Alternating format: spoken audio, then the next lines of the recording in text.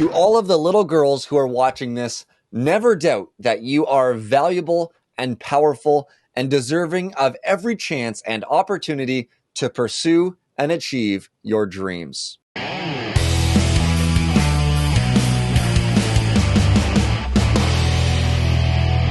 Hello, everyone, and welcome back to the podcast. Today, day of release is Tuesday, March 8th, which is International Women's Day, and I have done something that I thought I would never have to do, and I quoted off the top of the show a quote by Hillary Rodham Clinton.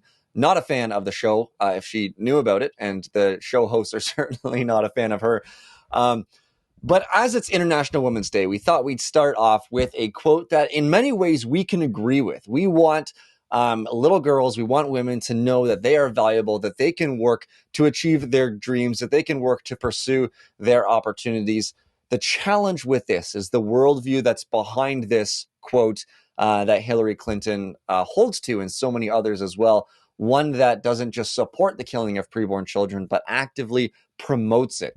And so what we want to talk about today is International Women's Day, and how we as pro-lifers can celebrate women, how we as pro-lifers can respond to International Women's Day, and some compelling and some good advice for us to support and empower the women in our lives as well, with the guest that we have on today. Before we get there, my name is Peter. I'm the host of the show, and with me again is my wonderful friend and fantastic co-host, Cameron. Peter, thank you very much. And yeah, happy International Women's Day to everybody tuning in, whether you are a woman or a fella. As we're going to dive into in this episode, there's a good way to celebrate International Women's Day, and there's a corrupted way to celebrate International Women's Day. And we want to encourage you to celebrate and commemorate this day in a meaningful, productive way that not only actually empowers women, but does so without killing children. And so we're going to get into a ton of that with our wonderful friend, colleague, and guest today. Peter, you can give her the shout out for who she is and what she does. But Maaike Rosendal has been a good friend of mine ever since I joined the CCPR community way back when. I've had many phenomenal memories with her and her husband, Nick, as well, and their lovely family. And so super excited to be chatting with Maaike today. And Peter, tell us a little bit about her. Yeah, for sure. Before I do that, Kim, if that's okay, for those interested in some merch from the show, you can check us out, prolifeguys.com/shop, to find out some of the merch items that we have to support the show. Kim, before we introduce Maaike, which I want to do briefly, could you give a bit of a synopsis as to what International Women's Day is, sort of a recognized United Nations official day? What are we looking at here for those who know about the day in name, but not really the idea? Yeah, so this was adopted by the United Nations in 1977 and put on their calendar for important days to recognize. And there's been a lot of different issues associated with International Women's Day. It actually drew its roots, the first ever kind of Women's Day or recognition of women in society day dates back to like the 1920s or so, when several different socialist communities in America, in Europe, and whatnot sought to elevate the status of women within their communities. And so I know the idea of being a socialist runs shivers up many of our spines and whatnot. But I think that they were, at the time, trying to achieve, at least in part, some very good things, whether it was votes for women, whether it was equal opportunity within the workplace, and other things like that, that when women were in a position to flourish and succeed professionally in particular capacities, and they were hindered because of their gender, they were seeking to prevent a lot of that. And so they did a lot of work focusing on the contributions that women have made in the workplace, in science, in technology, in art, in lots of different areas, in the family as well.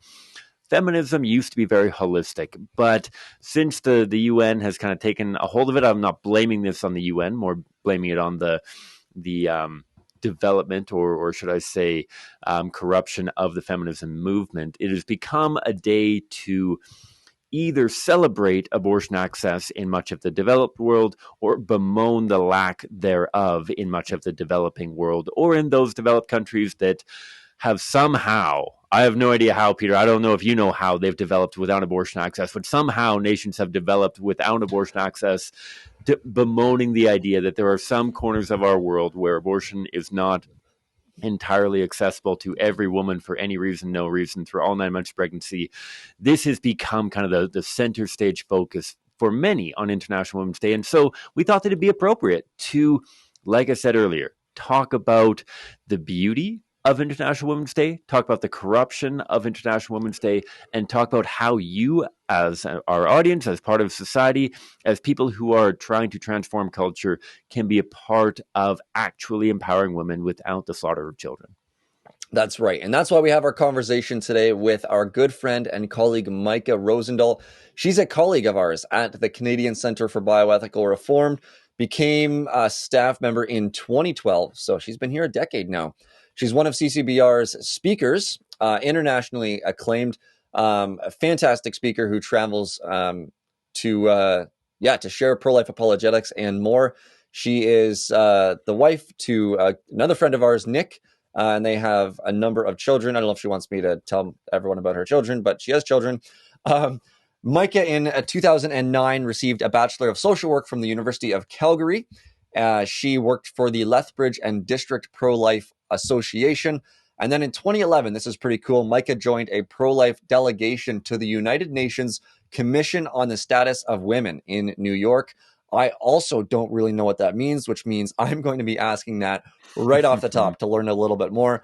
Maaike has been a stalwart in the pro-life movement, defending preborn children, equipping others to be active in the movement, and raising up the next generation to do so as well. So we're excited about our conversation with Maaike Rosendal. Maaike, thank you so much for taking the time and joining us on the podcast today. You're welcome. Yeah, to kick things off, I'm really curious about what it means to be a delegate to the United Nations Commission on the Status of Women. Could you tell us a little bit more about that? For sure, yeah. So in my case, it meant that I attended a United Nations event on behalf of Family Watch International. So that's an international nonprofit that, as the name indicates, advocates on behalf of the family. And they basically want to draw attention to that it's the fundamental unit of society. And so this specific organization does a lot of work on the policy level. So what they do is they attend United Nations events. They provide research and briefs, and they host events for policymakers. They do lobbying, that kind of thing. But then as a delegate, you go in and you receive some training, and then you're instructed to go to certain events, but they're usually what they call side sessions. So the UN has their main meetings and their events, and then delegates go to the side sessions to keep an eye on what's going on there, what kind of discussions take place, what kind of ideas are being discussed even to put forward as policies in the future. And then the delegates report back to this organization. So that's what I did for Family Watch. And then the Commission on the Status of Women, which relates to today's topic, is an intergovernmental body, but it's completely dedicated to gender equality and the empowerment of women.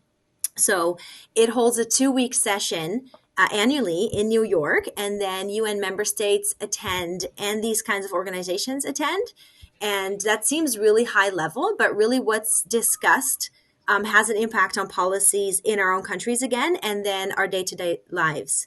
So it was a really great opportunity to be part of that and to report back to Family Watch what kind of ideas were being discussed at the United Nations level. That's super cool, Maaike. And I'd be interested just in what your experience was like there. I know that, to be honest, when I hear of the UN and what the UN is up to, sometimes I just kind of roll my eyes and shake my head. And yet I've heard from a lot of people that have had really interesting experiences going and listening or advocating, or whether I've known people that have gone to even protest different kind of policy discussions and whatnot.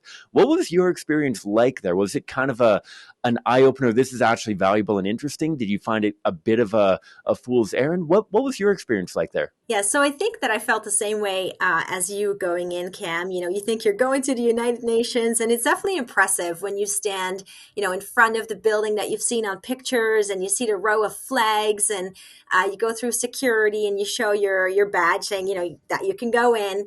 And just even some of the main sessions, I wasn't allowed to go in, but just seeing them from the outside was really impressive. But then what at the same time struck me was that a lot of these discussions are actually being held on a very small scale. So some of the side sessions I went to, there was just some representatives from member states, there were some organizations, and they would be talking about things relating to sexuality and abortion. And there was really just a small group of people discussing things. So it was also encouraging at the same time that it was possible to make a difference if you're there, if you're able to have a seat at the table, observe what's going on, and then, put forward ideas. Yeah, and that's what we want to talk about today, Maaike, as we think about International Women's Day, something that is celebrated, I think, around the world, in many, many places around the world. It's an official day of the United Nations. And we're going to get into some of the details and what International Women's Day means for a culture like ours. But to kick things off, Maaike, is it important? I'd love to ask you, is it important to have a day specifically recognizing women? And if so, why so? Yeah, that's an interesting question. So some people might respond with a why? Why do we need a special day recognizing women? Whereas others might jump at that question and say, yes, of course, it's important. We need one for women. So that might have to do with a person's own experiences or beliefs. And just thinking about that, preparing for the podcast, I could actually go both ways on that.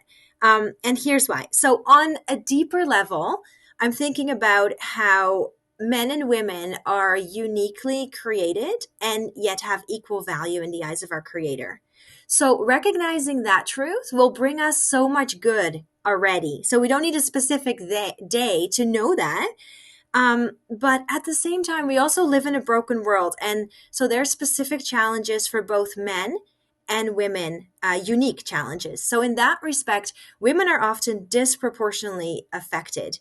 So if we think of illiteracy, of maternal mortality rates, of domestic violence, human trafficking, poverty, prostitution, those kinds of things, many of the poorest households globally are headed by women, and they often earn less than men, or they live in societies where women have less rights in terms of owning the land, for example. So those are real challenges that women have to face. So I would say that if a day dedicated to those kinds of issues helps, I'm definitely not opposed to that. But if it's once a year and that's all, then I think there's no point. So to use an analogy, I mean, we recently had Valentine's Day. If just on that day, we think about, the meaning of love and we think about Saint Valentine and what he did for love and marriage, but that's all, then that's pretty sad. But if that day can remind us of the importance of love and the true meaning of love, then I think that day serves a good purpose. It's the same with the March for Life, right? If that's the only event we do as a pro-lifer all year long for preborn children and women facing unexpected pregnancies or unwanted pregnancies, then again, what does that say about our pro-life convictions? But that day can also energize and motivate us to make a difference all year long. So what matters is what we do from day to day. So that's kind of a lot to your question. I did look up, by the way, if there's an International Men's Day. And it turns out that there is. It's November 19, but it's not on the United Nations calendar of internationally recognized days. They do have a World Yoga Day, though, in case there's any listeners interested in that. So again, going back to your question, it kind of makes it hard to know whether it's worth observing these days, personally in our own lives, because some of those internationally recognized days, I think, also devalue the meaning of significant days like International Holocaust Remembrance Day. So, long answer, there's pros, there's cons. I think it can be helpful to have a day set aside to draw our attention to something important, such as the value of women and the challenges that women face, as long as that's not all and it's within the right framework. Absolutely. I think that's such a valuable look at it of what are we doing? Like, what is our reason behind it? And what are we doing with it? I think even in my own life, a little bit different. I think about how we kind of honored Mother's Day and Father's Day within my family growing up. Right. And we had to kind of take stock of ourselves when I was a teenager, because it felt like every year on Mother's Day, my dad would order like a pickup truck of dirt for the garden. And every day on Father's Day, we would go mini golfing. And it just didn't quite feel right that like, oh, yay, my mom loves gardening, therefore we're going to give her a whole bunch of dirt and she can work in the garden all day, but my dad gets the day off. And we were able to take stock of like, what are we actually trying to accomplish with these days? And I think your analogy is phenomenal. And so bearing that in mind of what International Women's Day could be, let's talk about what it has become. Because I think that for many people, this has kind of become a day to beat the drum for abortion access worldwide, and that our support of women, especially in developing nations and whatnot, is contingent upon abortion access. And I wonder, in your mind, what are some of the factors that have led International Women's Day from a day focused on trying to get votes for women or trying to get equal respect and dignity within the workplace, within society, within the family? What factors have contributed towards shifting from that towards a day that is really, for many people, focused on quote unquote reproductive rights and abortion access worldwide? Right. So some of the early objectives, even as pro-lifers, we could get on board with, right? But it seems that in countries where even some of those early goals were accomplished, we're not content to stick with that, and something else has come in place of it. But then even the initial objectives, though, of International Women's Day included reproductive rights already, which is typically just a euphemism for abortion, right? So I don't think that it's a large shift, what we're seeing today. I think we're just seeing it more clearly now. And the reason why we see so much activity around abortion is because of the probability of the law being overturned in the US, and because of states passing pro-life laws. So we've heard it ourselves at activism, right? We've met angry older pro-choice activists who can't believe they still have to make the case for abortion. They thought they did that 40 years ago and they were done. And now here they are on the streets talking to young people who are against abortion. So those are often people who won't engage. They're not reasonable. They're just digging in their heels. So we see some of that going on. Abortion supporters in the US are going hardcore in response to the success of the pro-life movement in their own country. And then other countries often follow their lead. So we see that happening around the world as well. So I don't think that it's a huge shift in what International Women's Day was originally about. It is obviously a shift from what the early feminists were about, but that's a different story. Yeah, Maaike. So along those lines, when we look at an issue like abortion, we see it as the destruction of human life. We see it having negative consequences on women, be it their mental health, sometimes physical. And I know there are many women who say there are no consequences for them. But for some, there are, most certainly, and their testimonies are out there for anyone willing to find them.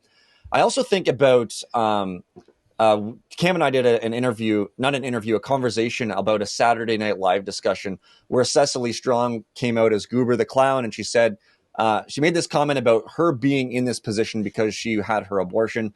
I think about Michelle Williams when she received a Golden Globe several years ago, credited the opportunity to get that Golden Globe to her opportunity to have an abortion as well. And so I wonder, from a woman's perspective, and looking at where we are right now with this idol of abortion being the one golden calf that you cannot touch, or one of many, I guess, but one of the key ones. Why do you think abortion is, in people's minds, so necessary for the empowerment of women and the ability for them to achieve their life goals? Yeah, that's such a good question. And I think you can answer that from many different angles. So we obviously know some of the examples that you just mentioned, which often feel very sad to me, that someone celebrates their success mentioning their abortion. But if we would just look at it from a practical level, or at a practical level first, I think that women often feel like they need abortion in order to be successful or to be empowered or to achieve their life goals, because there are real obstacles to having children while going to school or while holding a job. So it's possible. There are lots of really inspirational stories about women who've done that, but it's hard, especially if you're facing financial difficulties, or you're alone, or your partner threatens to leave you if you don't have an abortion, so it feels like you need abortion. Or maybe if you don't know anyone else who's had a baby while in your position. We've seen that in university, right? Where students say nobody else has a baby in university. Then there's the fact that adoption is stigmatized. I mean, as a someone with training in social work, I've had conversations with women who were pregnant, who were considering their options, and who would say, I could never give away my baby. And at the same time, they were considering having an abortion. So abortion is socially accepted. It's often encouraged. Pregnancy and a baby are out of the ordinary in many of those settings. I know that from, marrying pretty soon after being done my bachelor's, and then sometimes going back to campus, either as a speaker or just to join friends for pro-life activism and being pregnant. And people often did a double take. You didn't see a lot of pregnant women on campus. So there's that as well. And to be fair, we know this as parents ourselves. Children do mess with your life. I mean, it's no longer our schedule. It's their schedule, right? So it changes the priorities in our lives. And that's something people have to face, which is really difficult, especially when you don't have a support system. So when abortion is considered an option, then that's a good way out of such a difficult situation. So that's on a personal level. People feel like they need that. But then from a broader perspective, I think it's the narrative that abortion is the answer to everything. I'm sure you guys have had conversations with people where it's like, well, what else are they going to do? It seems like we don't need to find a real solution if we have abortion. Yeah, I find that super interesting, Micah. And I feel like I hear it not only at like the really high level from mainstream media and newspapers and whatnot, but also at the street level that if people feel like abortion is kind of the great reset button or the fix everything. It's your great get on a jail free card. And I wonder what your thoughts are on that. Yeah, I would say the same thing, that I've experienced that in many conversations, also, in debates and different encounters. It kind of makes me think of an encounter I had with Dr. Jill Greer. So she was the former director of International Planned Parenthood. And she was at the Commission for the Status of Women and a speaker at one of the side sessions that I went to. And so she talked about all the difficulties that women all over the world face and then said, this is why we need abortion. So basically what you're just saying, that's the answer. So at the end, I wanted to basically raise my point that how does abortion fix any of those things? So I stood up and I introduced myself, and then I said, Dr. Greer, many of the things that you're describing I've seen in my own life. I was raised in Nigeria. I didn't add that I was a missionary kid. I just said I lived in Nigeria. Women in our village often died during childbirth. We didn't have healthcare that we needed. And so I listed a few of those things, and she was nodding, and many of the people on the panel and around me were nodding. And then I said, and so my question for you is, how will abortion solve all of those problems that women face? And suddenly it was like the whole room froze. And she was like, well, obviously women need abortion. And that was it. And it was like, next question. And it was such a powerful moment in my mind, because our common ground was that we recognized all of those problems. And then when I questioned how abortion would address those issues, there was actually no answer. And it was because she had just made the leap time and again to that, we need abortion, obviously. And I mean, that's kind of the point that Obianiju Ikiocha makes, right? Like, she's the Nigerian author of the book Target Africa. And she wrote this letter to Melinda Gates once, and she often talks about this, where she says, how is abortion, or how are condoms, or how are, the sex ed lessons you're going to teach your children, how will they help poor children? How will they help illiterate women? How will they bring clean water to our villages? And that was just, I think, a very telling moment where there was no reasoning. There was no argument for why abortion was a solution to any of those problems. We obviously just need abortion. Yeah, absolutely. And that is such the wild approach that, yeah, like I said, we hear on the streets every day too, that you've got all these problems. How does abortion actually clean our water? How does abortion actually provide doctors with the training that they need to perform surgery safely? Things like that we feel like this is our great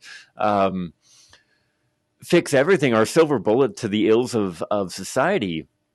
And yet, like you mentioned, that just doesn't seem to connect at all for people, that they'll try to fast track their personal agenda or political agenda under whatever mantle they need of oh yeah, everyone wants clean water, let's usher some abortion in there because that's what we're really aiming for. It feels like.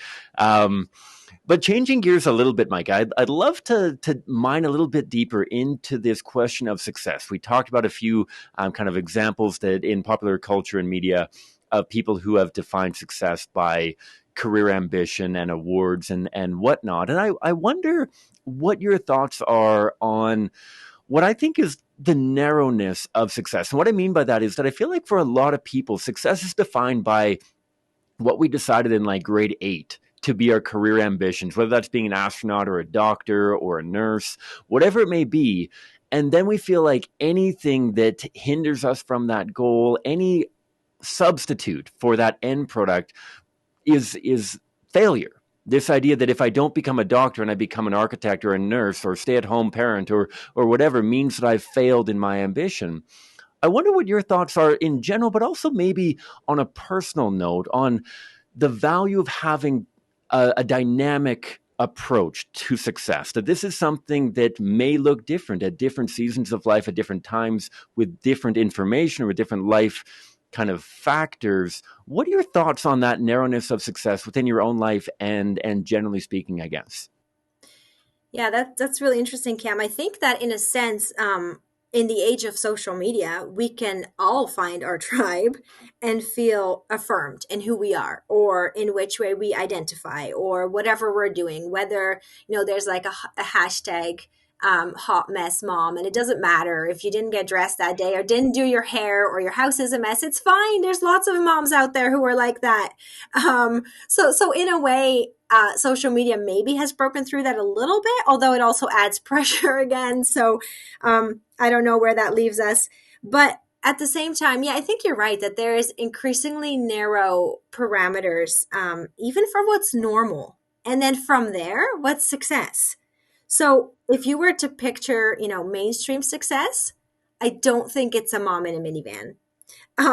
But I don't think I'm very in tune with what mainstream society defines as success. And I don't really care, to be honest. But I do find it ironic that the crowd that thinks of themselves as open-minded actually has pretty narrow definitions in this regard.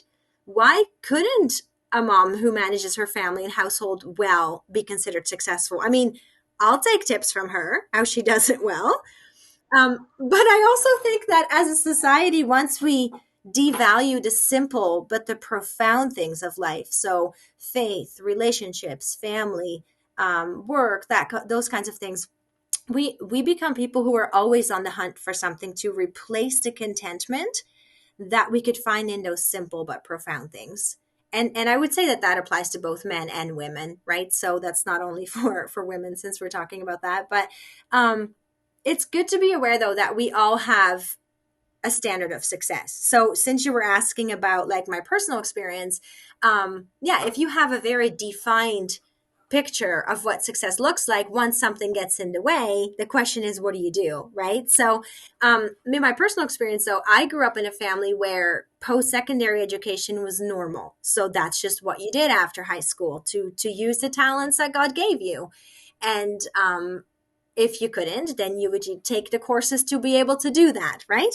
Then I moved to a community where it was far more common for young women to have a job after high school and then to get married young. So if your definition of success is getting letters behind your name, I have a few, not many, but I got some.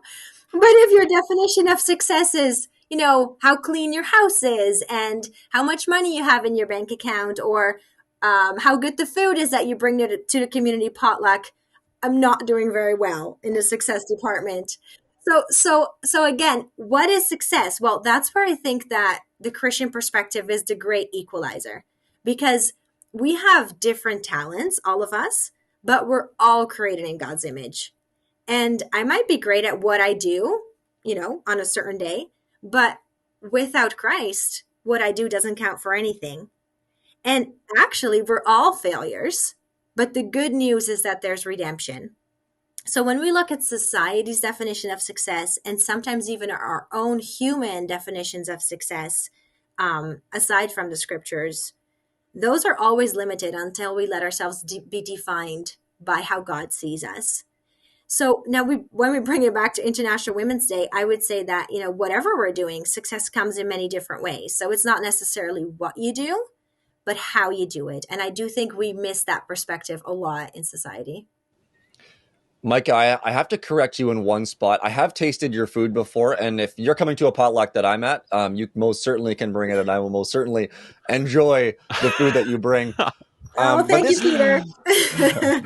but this leads to a question as we, as we're in International Women's Day, we're going to be bombarded with particular messages from the likes of Planned Parenthood or Joe Biden's White House, or our bold and courageous, honorable Justin Trudeau, the great feminist defending all women in this country.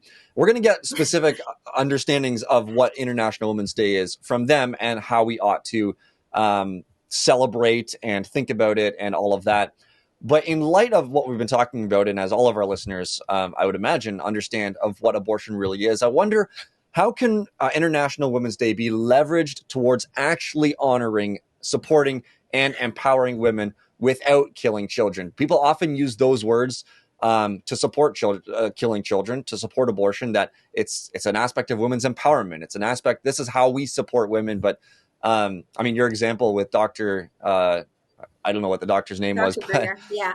Dr. Greer, that was a fantastic example. So how can International Women's Day be leveraged so that we can actually support women and empower them without supporting the killing of their children? Yeah, I think that the momentum of the day can be used, especially on campus and online, to expose what much of the terminology around abortion actually stands for. So we can call it reproductive rights, but do we have a right to kill our children?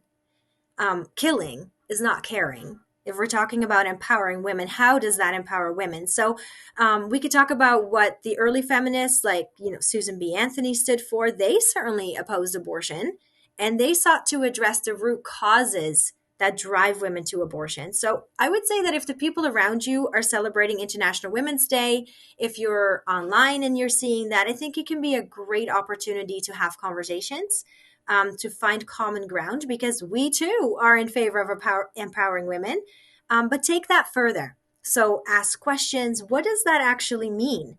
Do you think it includes abortion? How does it honor a woman's ability to conceive, sustain, and give birth when we don't support her in doing exactly those things, but instead we encourage her to suppress those things, and then if she does get pregnant, to kill her child? So, like other opportunities, I think we can use it to bring the conversation back to abortion, to talk about, really caring for women and their children. Yeah, absolutely. And I think that is obviously what we're dedicated to in the pro-life movement, right? Of actually supporting mothers and fathers. I had the opportunity to be speaking to some high school kids a couple weeks ago in British Columbia. And that was a major point of realizing that there are a ton of problems, as we've talked through this episode, that there are a lot of challenges and stumbling blocks that have been laid intentionally or unintentionally by society for women around the world. And I think it's so important to end on a note of kind of concrete action. What can we be doing to actually empower the people in our lives, whether it's men empowering women, whether it's women empowering each other, whether it's society as a whole? I wonder if there's one or two kind of concrete action steps. And I know this ties directly to what you had just said, but within our daily lives, what could an action step or two be that we take towards the true empowerment of the women in our lives, whether we're men, whether we're women, whatever we may be? How do we empower the people around us, I guess? Right. So I would say that as pro-lifers and as communities, I think it's really important that we truly respect women for who they are. So part of who we are is the inherent ability to have children. Now, I recognize that people face the hardship of infertility. So not everyone has the actual ability to have children, but inherently we're designed to be able to have offspring. And we'll never truly empower women until we acknowledge and respect that. So that's kind of broadly speaking still, obviously. As communities, and I would say especially Christian communities, I think it's important that we realize that women are unique even as Christian communities, we can sometimes have narrow definitions of what it means to be a woman. And I think that can be hurtful and sometimes even harmful. So I'm grateful that my daughters can learn from different women around them. I mean, we obviously read about great examples in history, but also that they can see different women around them, single women, married women, women who study and get PhDs, women who are married but are childless and serve other people, women who are married and serve their families and their children and their communities. So there's obviously a very broad way that we can see women, especially on International Women's Day, but then very specifically as individuals, I would say that it's important that we recognize that many very little women, it's a book we read as a family, female babies in the womb are in danger, not only of having no opportunity for education or, clean water or many of the things we've talked about, but in danger of not even being able to live. And so, how can we empower women? I think we look around us for opportunities to make a difference for those who are in danger of exactly that. So, that's women who are considering having an abortion, but that's also the preborn children who need our voice. So, I would say look around, connect with us, or see if there's an activism group in your area that you can join up with, or even just start by learning more about these things so you know how to advocate for women, how to advocate for the preborn, how to make a difference for people in difficult situations.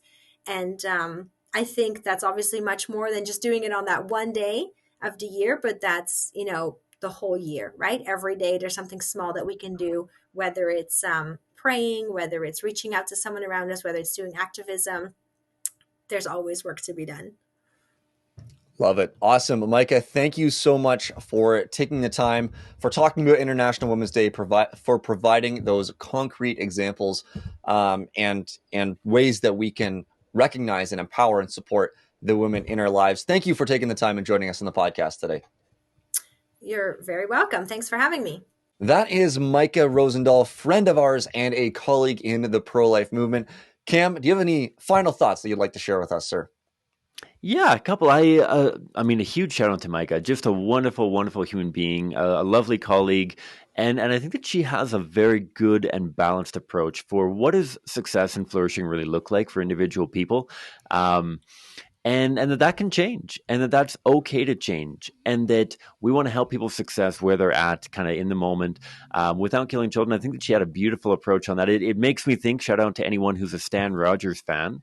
I know that I've mentioned Stan Rogers on the show before, but the song Lock Keeper, about a fella who keeps a lock. I don't know if it's on the St. Lawrence or somewhere else, but he basically a stay-at-home guy that has a growing family, and he talks to a friend of his who's an international traveler, and they go back and forth in their perception of success. And I think it's a beautiful reflection. I think it dovetails very nicely with what Maaike was saying. And I think as well, I love Maaike's call to action towards the end. I think that, especially the very thin silver lining from this COVID lockdown is that we've actually put a lot of infrastructure in place to be able to better support people who have different life circumstances. You think about how technologically fluent so much of society is now, and how we could leverage this towards supporting pregnant moms in high school, university, so they can continue their education at distance through a plethora of online interactive and dynamic forums, whether it's being able to work from home and pursue professional careers while working from home and caring for children, flexible hours, flexible days, flexible office time, all that kind of stuff. We have been forced to cultivate a lot of this infrastructure. And I think that this is a beautiful opportunity for us to take what has been a very, very challenging couple of years and leverage it towards how do we support and empower people who may not be able to fit the cookie cutter office job, who might not be able to fit the research position or professional capacity that they may be able to do so without children, so that we can allow people to flourish regardless of whether they have children or not. I think that's what we're aiming for. And I love Maaike's point on this can't just be one day. Let's not just try to empower the women in our lives and the women around the world just on a single day. Let's allow this kind of remembrance day. The remembrance sounds kind of negative and like a whole bunch of women died. And obviously there are a whole bunch of women dying. I digress. This is not a commemoration of all the women who have died necessarily. This is a day for us to reflect on the women in our lives and around the world. Allow this to transcend the day and go all year round, all lifetime, so that we are empowering everybody that we can to flourish without killing children. Those are just a few of my thoughts, Peter. Anything that you want to add, or are we wrapping up now? No, let's wrap it up, sir. That is really good. Thank you so much for those thoughts. For those who want to get involved in the pro-life movement, we have a Take Action tab. I think it's a Get Active tab on our website, prolifeguys.com. You can find it there. Reach out to us, connect with us, be part of the movement to defend and protect preborn children. If you want to reach out to us for any reason, Facebook, Instagram, Twitter, or our website, prolifeguys.com.